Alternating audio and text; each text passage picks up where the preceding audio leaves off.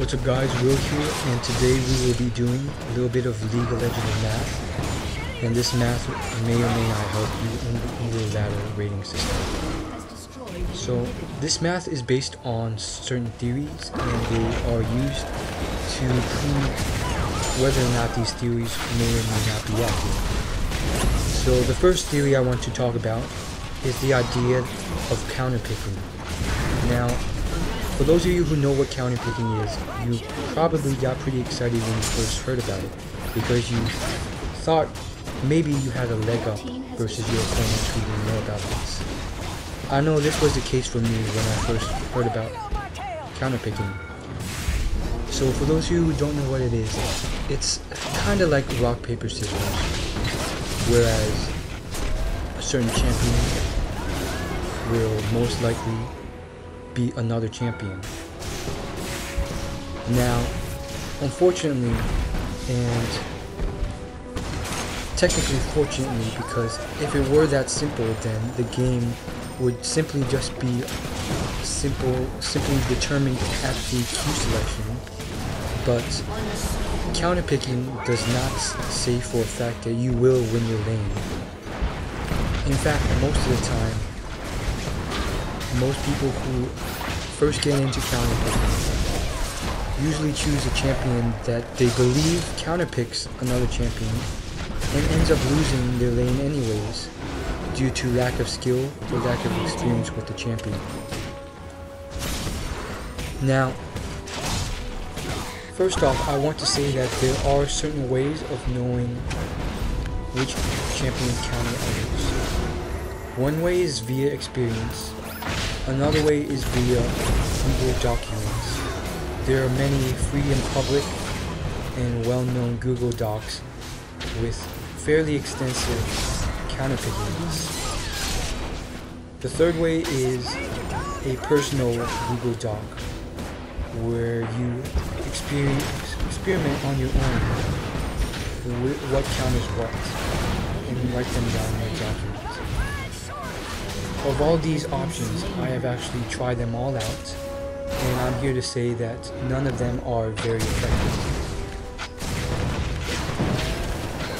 The reason is because with counterpicking, there's so many lane matchups in League that for you just to try out all of them, it would take an exorbitantly long time.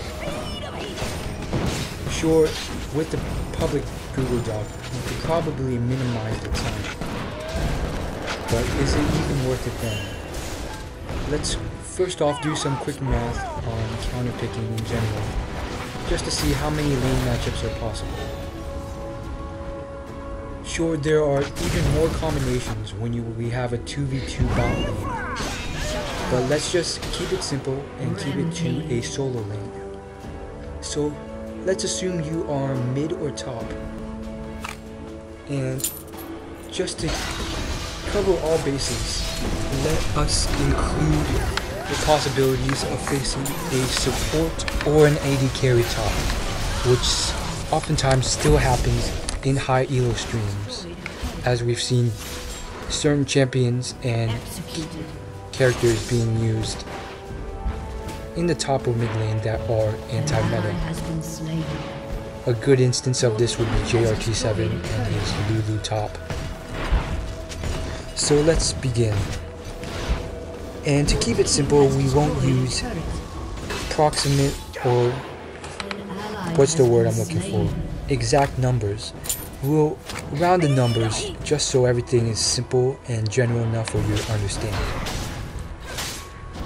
So right now there are roughly around 100 champions in League. If you choose one of these champions, and assuming we are playing ranked, that leaves 99 other champions that can be picked by your opponent in your opposing lane. Because 99 and 100 are so close, and technically because we have more than 100 champions, let's just put both of these numbers at 100.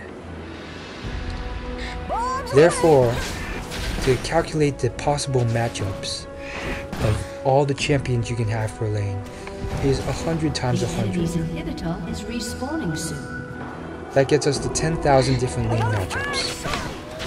For you to experience all these lane matchups yourself, it would require 10,000 hours of gameplay at the very least, assuming you get top lane every time.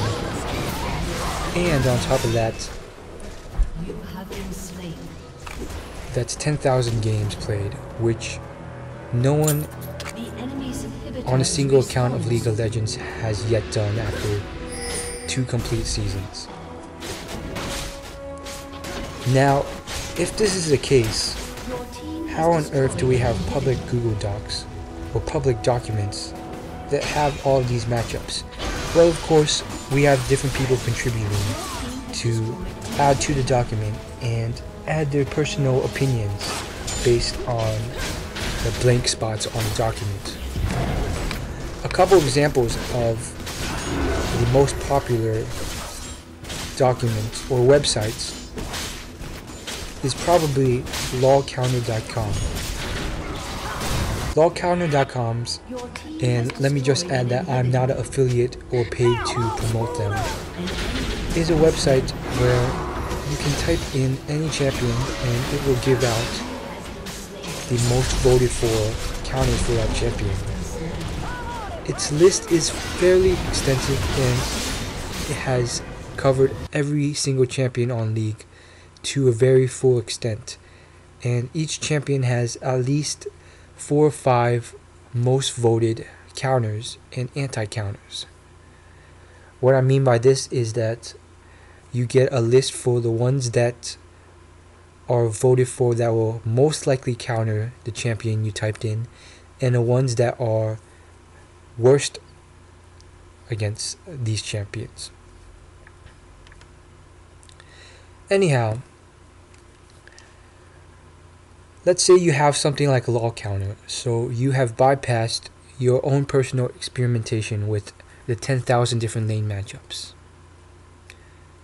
Well, first off, just because it is voted for does not mean it is accurate.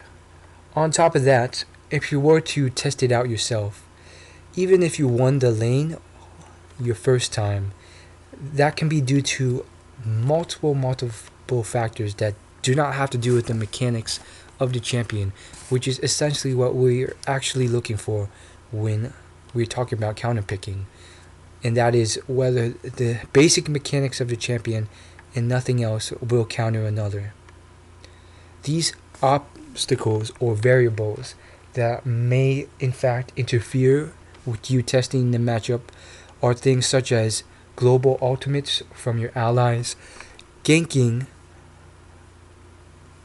roaming from other enemy or ally champions, or other options like a player's skill level and their choice of using summoner spells and which ones were used, or whether they used them properly. Therefore, even if you played all 10,000 matchups, that may not be enough to thoroughly test out every single matchup. You would probably need 5 to 10 matchups at the very least to thoroughly test up every single matchup.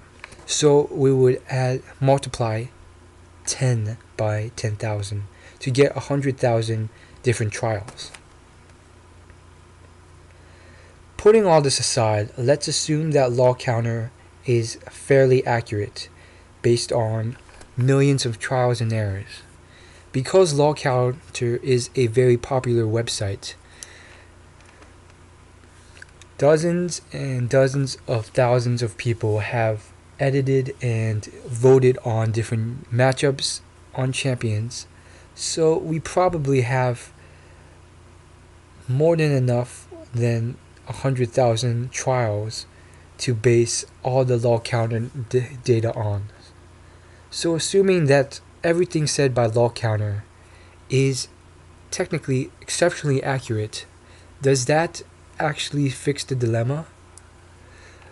Well, yes, in a way it does. If everything is in fact accurate due to over hundreds and thousands of trials done by the people of LoL Counter and all the users who've contributed to the voting system, then in effect, the most voted for would technically be the most accurate counters. And I've often used lol counter myself, and it has been true that many of these voted for champions are the definite counters. Now, is this in fact going to help you, is the question. Well, first, before I get into that, I do have to say that despite lol counter being so well designed, the system is still not accurate, because many times I've still lost my lane matchup despite picking the number one counter pick for that champion.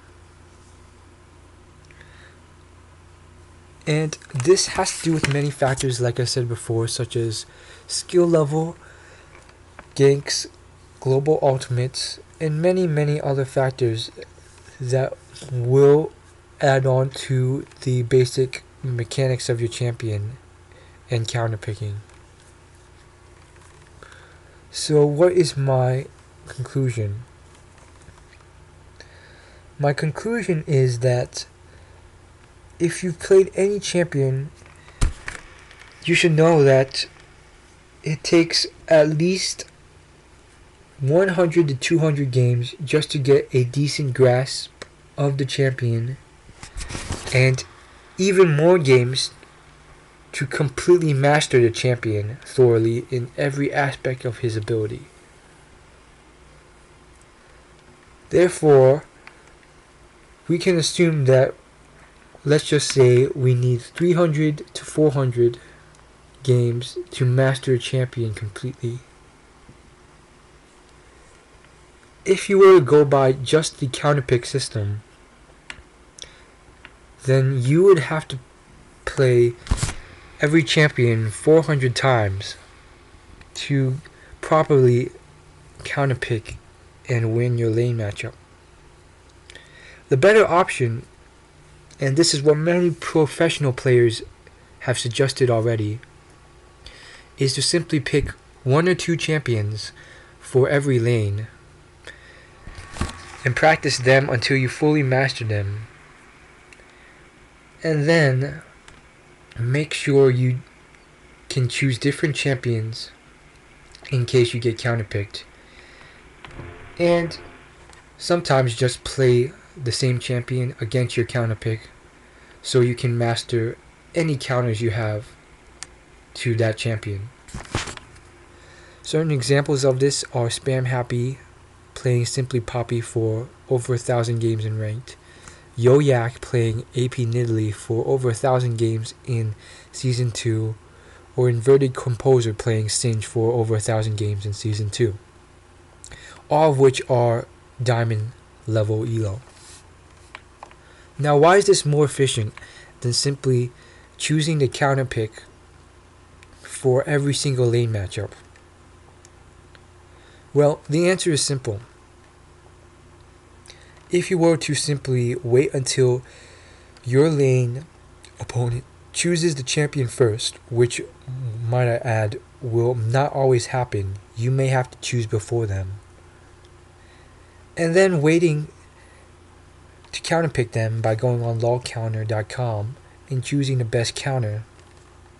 Well, the problem with that is that if you do this, then there's a high chance that most likely you will be bouncing between all 100 of the champions released by League for most of your games.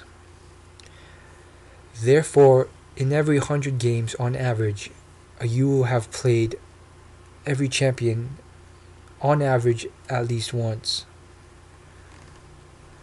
The problem with this is that in 1,000 games, on average, you would have played a champion for a total of 10 times on average. That gives you on average 10 games of experience per champion. It would therefore, assuming that it takes 400 games to master a champion, and might I add, more often than not, it takes much more than 400 games, But let's assume it just takes 400 games to master champion. Assuming in 1,000 games you only play 10 games per champion on average, because you're choosing the counter pick instead of choosing the same champion, then it would take well over 1 million games for you to have mastered every champion via the counter picking system. Let's just recount the math in case you guys are confused. We are assuming that rather than sticking to one single champion, you will be choosing completely random champions and choosing them based on simply the fact that they are supposedly supposed to counterpick the opposing champion. Therefore, assuming that League of Legends has roughly 100 champions, to keep the math simple, we will use the number 100. That means that with 100 champions, there are 100 counterpicks, roughly. And so, on average, assuming the sporadicness of League Q, you will get all 100 champions that you're faced with in a matchup per 100 games, on average. Therefore, on average, in 100 games, you will choose roughly 100 different champions. And because of that, in every 100 games, that means you will play every different champion on average one time. Therefore, if we continue the math, in 1,000 games, on average, you will play every single champion on average 10 times. If we continue, in 10,000 games, you'll play every single champion 100 times. And therefore, it would take 400,000 games, approximately, to have quote-unquote mastered a champion, because you would have played 400 games on average with each champion. And therefore, assuming it only takes 400 games to master a champion, which is not the case, then it would take 400,000 games to master every single champion in League.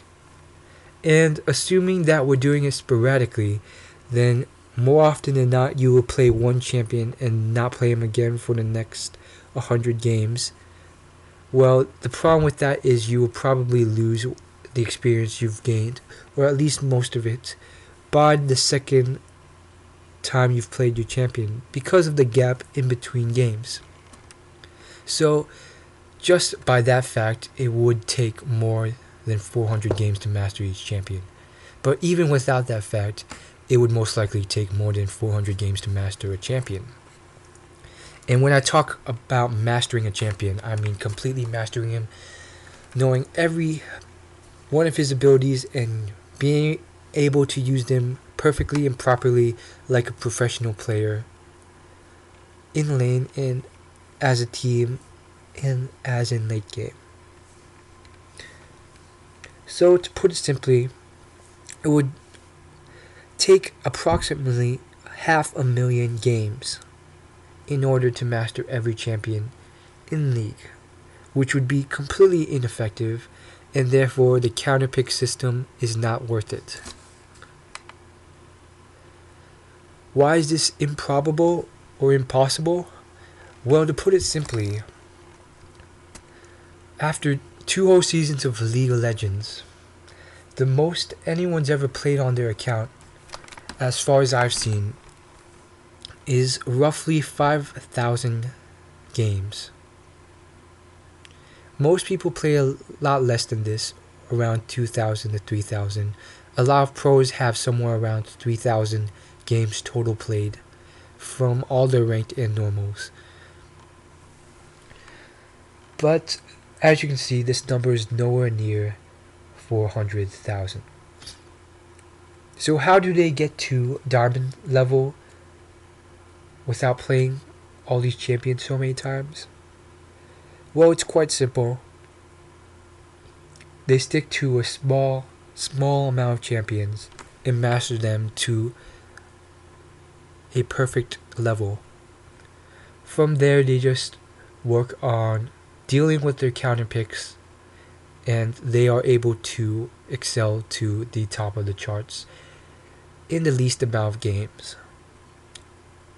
So if you are wondering what is most efficient and why these professionals are being so inefficient and only playing one champion, well, to put it simply, what they've managed to do is find the formula for getting to the highest elo possible in the least number of games.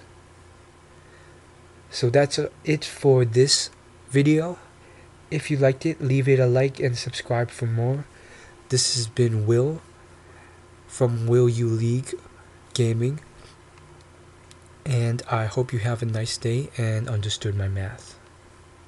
I'll see you guys later. Please subscribe if you liked it.